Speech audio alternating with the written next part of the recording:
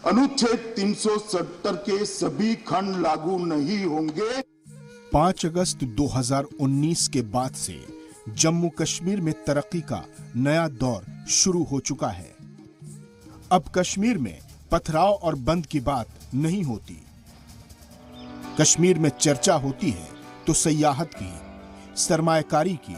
कश्मीर की इन गुलजार फिजाओं के बीच पिछले 3 सालों में इस जन्नत को नए पंख लगे हैं।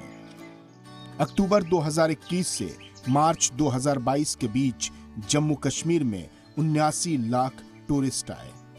श्रीनगर इंटरनेशनल एयरपोर्ट पर 102 जहाजों की आमदोरफ्त भी दर्ज की गई।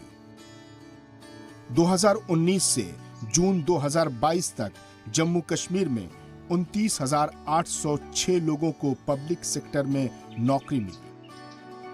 जम्मू कश्मीर में ग्लोबल इन्वेस्टमेंट समिट भी हुआ। इस समिट में 13,732 करोड़ रुपए के एमओयू पर दस्तखत हुए, जबकि अगस्त 2019 के बाद से अब तक 38,000 करोड़ रुपए का इन्वेस्टमेंट हो चुका है। प्रधानमंत्री डेवलपमेंट पैकेज के तहत 58,477 करोड़ रुपए की लागत के 53 प्रोजेक्ट्स शुरू किए गए हैं।